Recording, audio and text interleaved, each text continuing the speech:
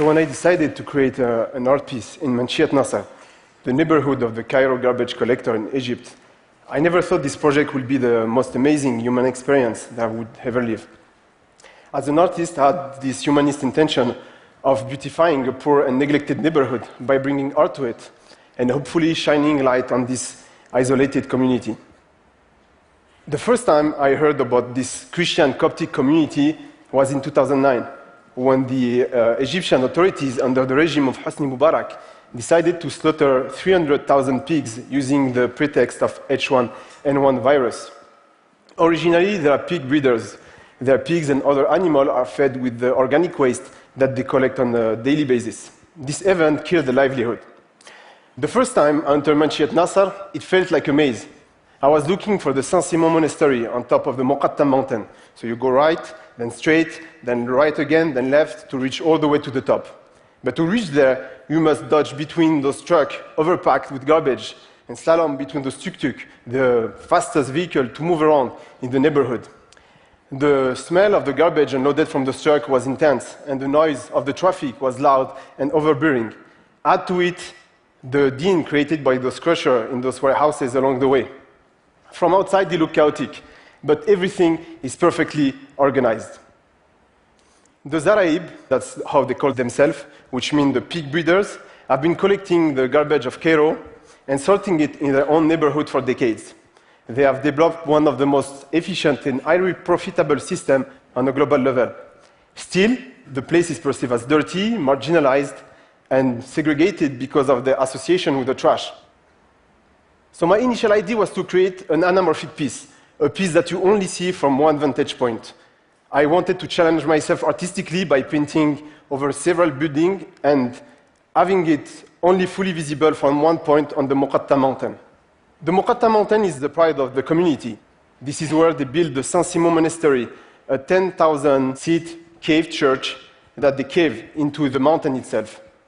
So the first time I stand on top of the mountain and I look at the neighborhood, I ask myself, how on earth will I convince all those owners to let me paint on their building? And then Meg came. Meg is a guide from the church. He told me the only person that I needed to convince was Father Sam'an, who is the leader of the community. But to convince Father Sam'an, I needed to convince Mario, who is a Polish artist who moved to Cairo 20 years ago and who created all the artwork of the cave church. I'm really grateful to Mario. He was the key of the project. He managed to get me a meeting with Father Sam'an, and surprisingly, he loved the idea. He asked me about where did I paint it before and how I would make it happen. And he was mainly concerned by what I was going to write.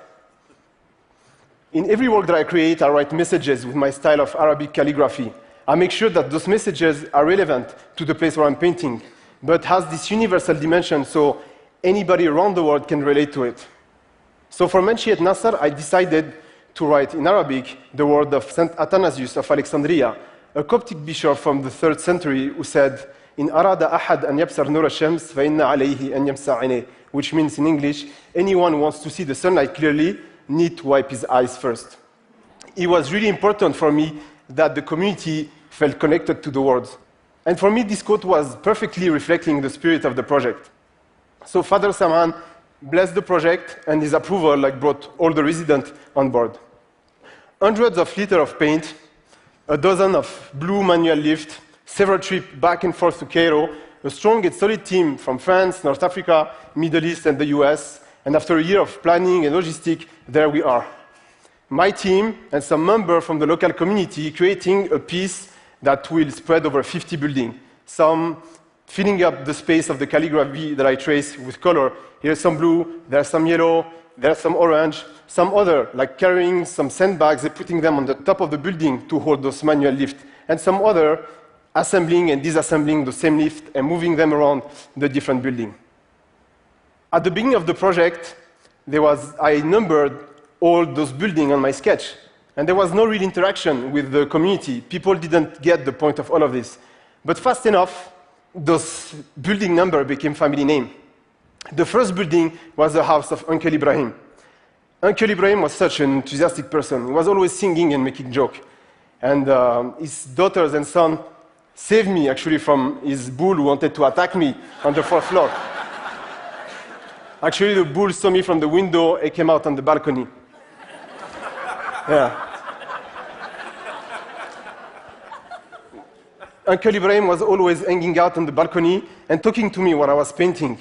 I remember him saying that he didn't go to the mountain for 10 years and that he never took a day off. He said that if he stopped working, who will stop the garbage? But surprisingly, at the end of the project, he came all the way to the mountain to look at the piece. He was really proud to see his house painted. And he said that this project was a project of peace and... Sorry.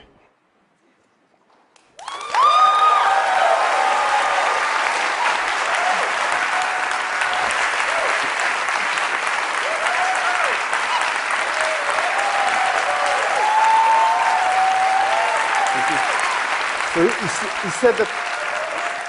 he said that was a project of peace and unity that it brought people together. So his perception toward the project changed, and my perception toward the community changed also, and toward what they do. You know, all the garbage that everybody is disgusted by is not theirs. They just work out of it. Actually, they don't live in the garbage; they live from the garbage.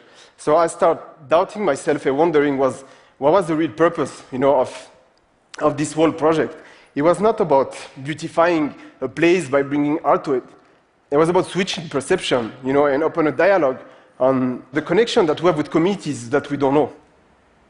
So day after day, the calligraphy circle was taking shape. And we were always excited to go back on the mountain to look at the piece. And standing exactly at this point every day made me realize the symbolic behind this anamorphic piece. If you want to see the real image of somebody, maybe you should change, you know, your angle. There was doubts and difficulties, like fears and stress. It wasn't simple like to work in such environment, sometimes having pigs under you while you paint, or climbing a stack of garbage to reach a lift. But we all got over the fear of the high, the swinging lift, the strength of the smell, and also the stress of not finishing on time. But the kindness of all those people made us forget everything. The building number 3 was the house of Uncle Bahit and Auntie Farida. In Egyptian, they have this expression that says, Ahsan Nas, which means the best people. They were the best people. We used to take our break in front of their houses, and all the kids of the neighborhood used to join us. I was impressed and amazed, actually, by the kids of Manshiyat Nasser. For the first few days, they were always refusing anything that we were offering them, ever a snack or a drink. So I asked Auntie Farida, why is that? And she told me they teach their kids to refuse anything from somebody that they don't know because maybe this person needs it more than they do. So at this exact point, I realized that actually the Zahreb community was the ideal context to raise the topic of perception. We need to question our level of misconception and judgment we can have, you know, as a society upon communities based on their difference. I remember how we got delayed on Uncle Ibrahim's house when his pigs that are bred on the rooftop were eating the sandbags that hold the lift. Yeah. The house of Uncle Bahit and Auntie Farida was this kind of meeting point. Everybody used to gather there. I think this is what Uncle Ibrahim meant when he said that was the project of peace and unity, because I really felt that people were coming together. Everyone was greeting us with a smile, offering us a drink, or inviting us in their own house for lunch, you know. And sometimes you're on the first level of a building, somebody opens his window and offers you some tea, and then the same thing happened on the second floor, and you keep going all the way to the top, you know. So I think I never drink as much tea as I did in Egypt. And to be honest with you, we could have finished earlier, but I think it took us 3 weeks because of all those tea breaks. Yeah. In Egypt, they have another expression, which is nawartuna, which means you brought light to us. In Manshiyat Nasser, they were always telling us this. The calligraphy actually I used a white glow-in-the-dark paint for the calligraphy. So at the end of the project, we rented some black light projectors and lit up the whole neighborhood, surprising everybody around. We wanted to tell them that they are the one who brought light to us.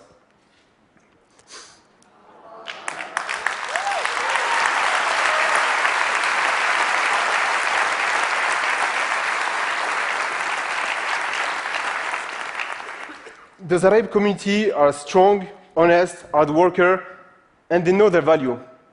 The people of Cairo call them the Zabbalin, which means the people of the garbage. But ironically, the people of Manshiyat Nasser call the people of Cairo the Zabbalin. They say they are the one who produce the garbage, not them, you know? The goal was to leave something to this community, but I feel that they are the one who left something in our lives. You know, the art project was just a pretext for this amazing human experience. The art piece at some point will disappear or vanish, and actually there is somebody who's building a second floor in front of Uncle Ibrahim's house, so it's covered part of the painting, so I might need to go back and paint over it. It was about the experience, about the story, about the moment. From the street of the neighborhood, the painting appears in fragments, isolated from one another, standing alone, but connected with those lines of calligraphy that today reveal the profound message that we should all think about before we want to judge somebody. Anyone who wants to see the sunlight clearly needs to wipe his eyes first. Thank you.